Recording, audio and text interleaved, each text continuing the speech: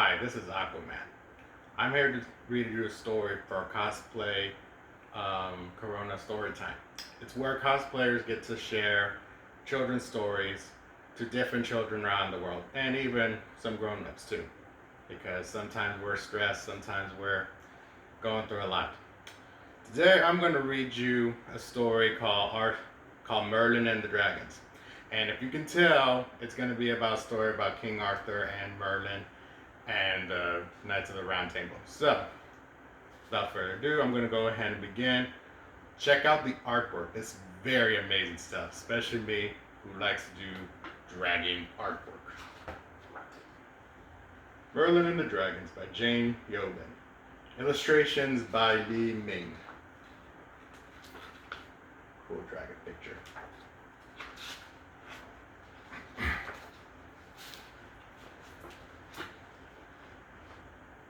The night was dark and storm clouds marched around. Rain beat across the great castle inside. Inside there was a bedroom hung with tapestries. The young King Arthur had trouble sleeping. Awakened, he was frightened. Asleep, he had disturbing dreams. At last he climbed out of bed, took a candle, lighted his way, and started towards the door. Suddenly remembering the crown, he turned back and found it under the bed. He tossed it angrily for hours before, and now it felt heavy on his head. So he carried it with a string of his fingers. As he walked away to the hall, strange shadows danced around before him, but none were frightening than the shadows of his dreams. He climbed to the tower stairs slowly, biting his lip. As he reached the top, he pushed open a wooden door. The old magician was asleep in his chair, but he awoke once his eyes was quick as a hawk.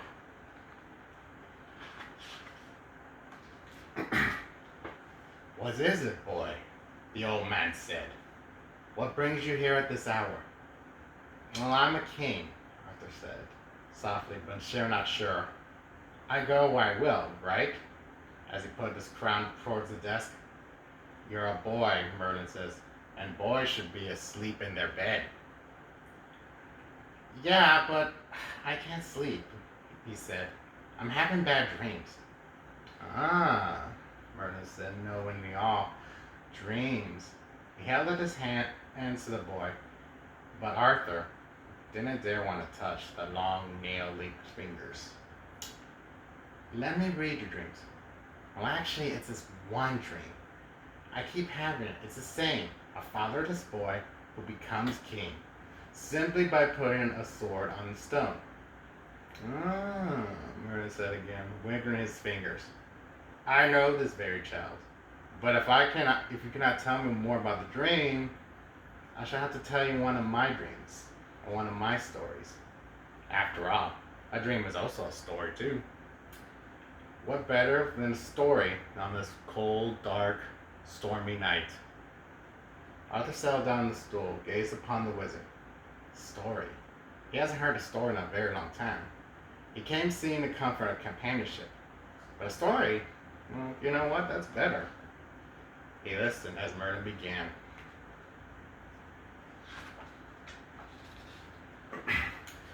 In the small high village of the Brompton Mountains of Wales, there lived a lonely, fatherless boy named Emerus.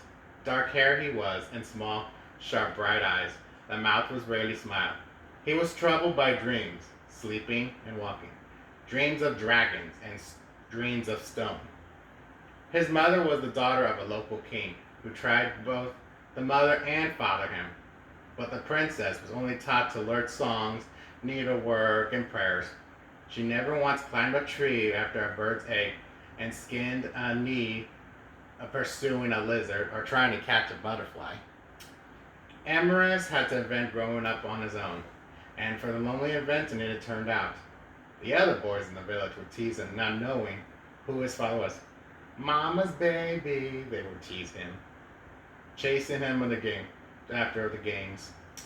So Amorous went after birds' eggs and lizards and butterflies and frogs by himself, giving them odd little names like Flutterby and Wiggertail and Monster Toad.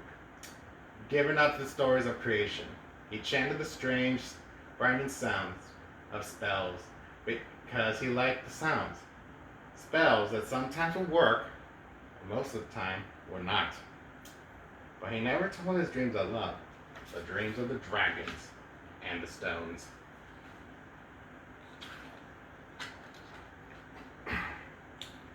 Now in the village lived an old man who knew all sorts of things, like reading and writing, how birds speak, why the leaves turn brown in the autumn. And because Emerus was son of a princess, the grandson of a king, the old man taught him all that he knew.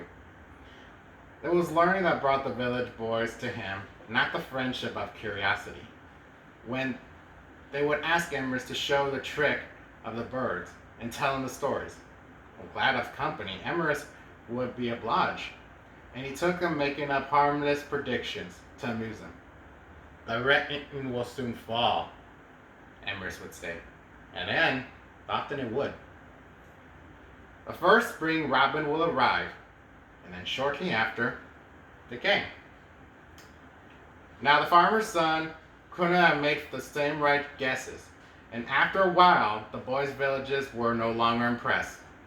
However, one day, Emerus found a book of seasons and movements with the old man's cottage and read it cover to cover. And then he went out to announce the sun's word. Tomorrow, the sun will disappear. The next day at noon, just as the calendars foretold, an eclipse purged across the country land into darkness. The boy and the parents were equally horrified and blamed Emerus. From then on, he was called the demon's child, and they avoided him altogether.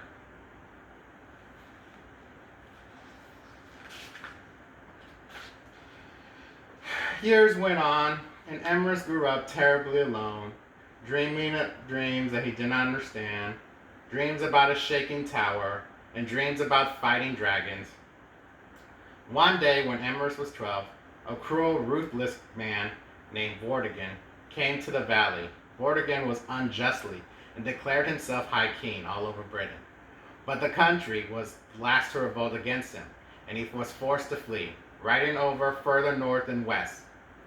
At last he arrived at the foot of Dinas Emerus, the mountain of which towered the above village, and beleaguered army of tired horses bearing tattered banners of bearing the red flag, with the crest of the red dragon. A handful of court magicians rode beside him. Vortigern pointed out to the juggernaut. There, he said as he pointed there. There, I want my tower to be built there, so I can see all my enemies approach. He turned to the soldiers. Gather the people of this village and bring them to me, for they will be my hacklers and hustlers, and they will make my tower of stone. Right, King he is. Young Emerus looked on amusement. Banners were the red dragon, a tower of stone. Such things were in his dreams. But what did it all mean?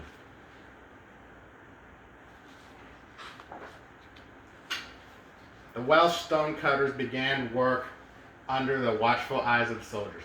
For many days and nights they mined stone, cutting huge pieces of the sides of Dinas Emerus. They swore they could hear cries of the mountain for each time they cut. Next they hauled stones up a rope, with the little Welsh ponies gnawing through the effort. And finally came the day where they built the stone high up the mountainside, stone by stone, as it rose high above the valley. That night, Emerus went to bed, and he dreamed once again the strange dreams. He dreamed of the tower, the one Vortigern built, shook and swayed by the tumble of ground, and he dreamed beneath the tower slept two dragons, one red as Vortigern's banner, and another one was white. That very night, the High King's tower began to shudder and shake, and a mighty crash came tumbling down. In the morning, he saw what happened. Vortigern was furious, convinced that the villagers had did this on purpose. Your work is worthless, he bellowed to the Welshman. You will be whipped, and you will have to work all over again. Charming man, really. So the Welshman had to go back to their stonework, great welts of bricks. They hiked and hauled, and once again the tower rose above the valley. But that night, as they finished, same thing happened again. The tower shook and tumbled on the ground, and by morning, it was just humble stone. Vortigern drove the villagers even harder, and by the following weeks the tower once rebuilt. But by the third time, at night, a great shudder went through the mountain, and the work once again laid in ruins. Vortigern's rage could not be contained, so he called all of his magicians. There is dark Welsh magic here. Find out what the cause is. My tower must stand. Now these magicians neither had knowledge nor skill, and they feared Vortigern as they put on a good show. They consulted the trees and both bark and root, and they threw the magic sticks of prophecy, and they played the sacred stones of fate. At last they reported their findings. You must find a fatherless child, they said, a spawn of a demon, who will sprinkle the blood through the stones. Only then, that's when the gods of this land will let the stones stand, as they smile once another, and they laugh. And Vortigern smiled was assured that this could not be done. Vortigern did not notice their smiles or laughter. Go find me such a child, then. The magicians then stopped smiling, and they began to look a little nervous. We don't know if such a child exists, sir, they said. We don't even know if your tower can stand. Furiously, Vortigern turned to his soldiers. Go to whoever brings me this child, he says. Before the soldiers could move, a small voice cried out, Please, sir, we are the village know such a boy, the speaker said, as a lad named William. Come here then, child, Vortigern said. Name him. William did not want to get close to the High King. His name, sir, is Emrys. He is the spawn of a demon. He can cry to the sun and to the sky. Vortigern turned to the captain and said, Bring me this demon's son to me. At this very moment, Emrys was on the mountain of the old man, absorbed in the strange dream. Under the ruins of the towers, he saw two huge stone eggs, breathing in and out. Just as he emerged in the dream, he set upon Vortigern's soldiers. What shall I do? He asked the old man. The old man put his hand on Emrys' shoulder and said, Trust your dreams. The soldiers quickly bonded Emrys and carried him to the High King, but Emrys refused to show any fear. Are you the boy without a father? A boy spawned by a demon? Vortigern nearly asked. I am a boy without a father, yes, that's true, Emrys said, but I'm not a son of a demon. You have been listening to words of frightened children.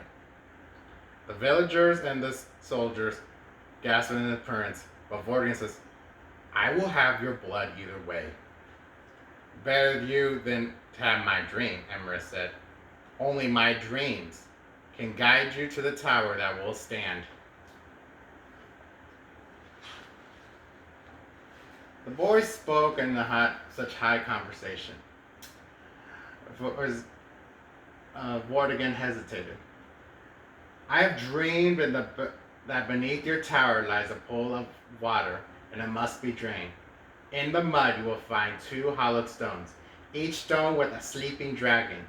Each beneath sleeping dragon will shake the earth and make your tower fall.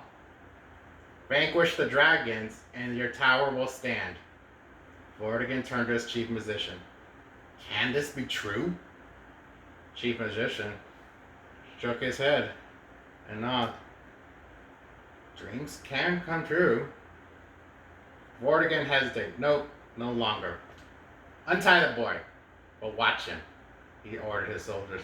And you, Welshmen, do as the boy says. Dig beneath this rubble. So the Welshman removed the stones and dug up until they came to a vast pool of water.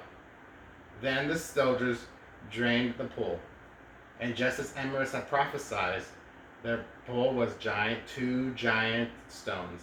Each stone was breathing in and out, as if they were beneath the mud that trembled. "Stone cutters," Vortigern asked. "Break open the stones." Two men with giant mighty hammers descended into the pit and began to pound each stone. Something bad's gonna happen, but hey. Once or twice, 3 times their hammers rang out. On the third try, the jets of lightning, cracks rang through each stone as they broke apart, as if they had been giant eggs.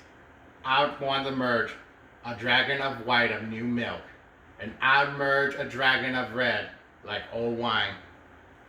Astonished the power of his dreaming, Emrys opened and closed his mouth, but he could not speak, for the men who were in the pit scrambled for their safety. The High King Vortigern looked pleased. "Kill them! Kill all these dragons!" But even they spoke, the dragons swooped up on their wings and leaped up to the sky. "They are leaving," the chief musician says. "They are getting away." The soldiers cry out.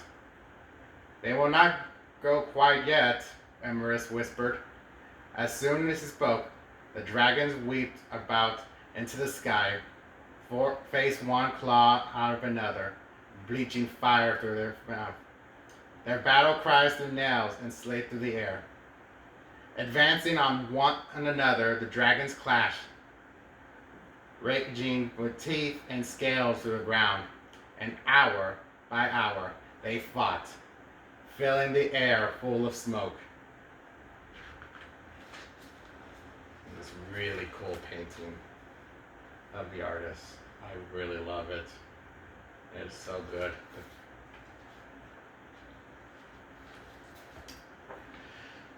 First, the red dragon seemed to be winning, and then the white. First one drew blood, as the other one did too.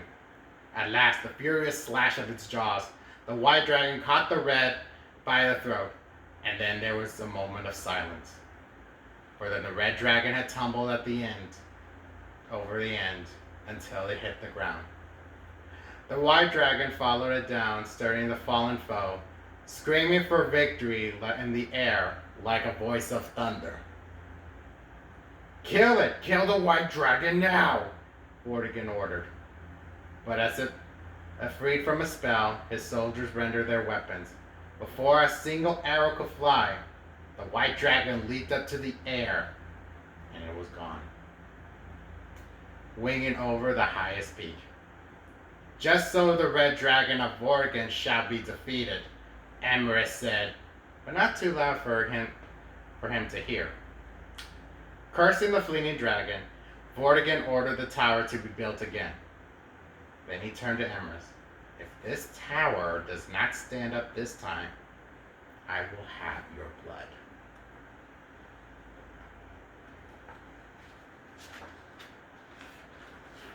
That night, Emrys stared out the window, past the newly built tower. A hawk circled lazily in the sky.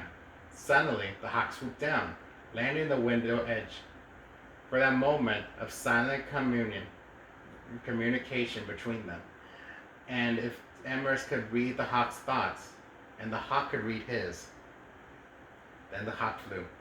Mountains and valleys, hillsides, forests gave beneath the hawk's wings until far off in the distance they spied thousands of flickering lights upon the south, as if it was a dream. Emerging from his vision, Emrys turned to the window and went downstairs. He found King Vortigern by the foot of the tower.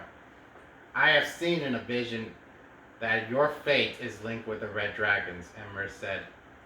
"You will be attacked by 1,000 soldiers under the white dragon's flag. Attacked and slain." Vortigern drew out his sword, angry to kill the boy of such innocence. But from that very moment, a look up top of the tower shouted, "Soldiers, my lord!" thousands of them.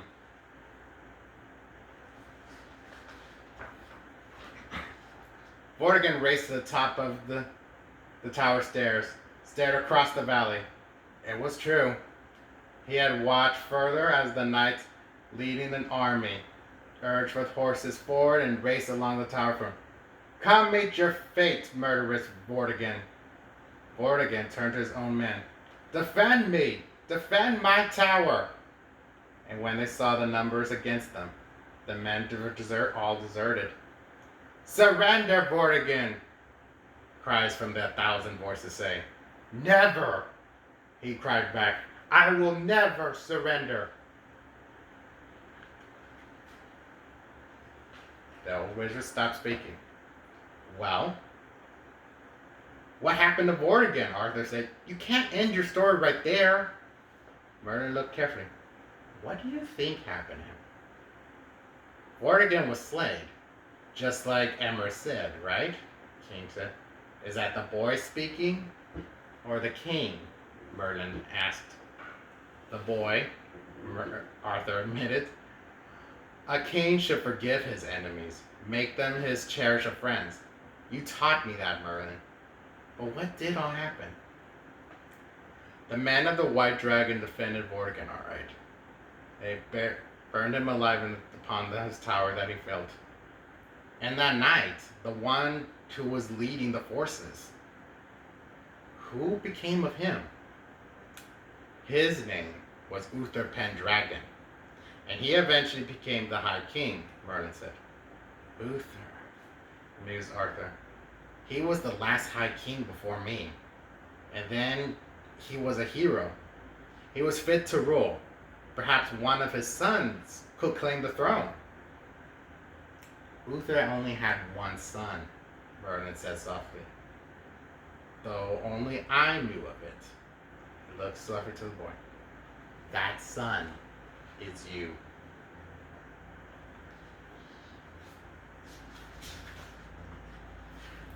Me?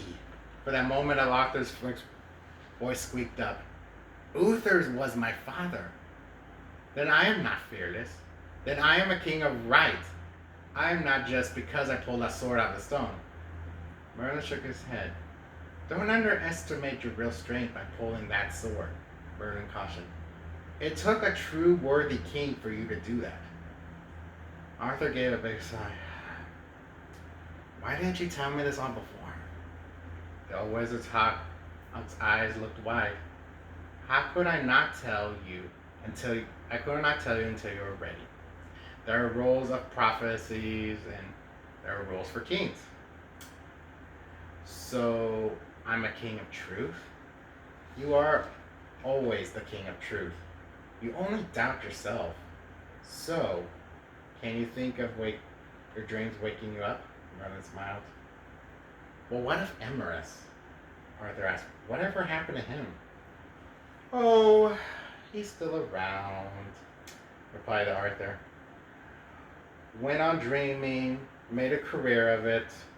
He rammed some old boxes of crates of his desk until he found what he was looking for. I still have this. I saved it all this time. He tossed a large, yellow dragon tooth across to Arthur.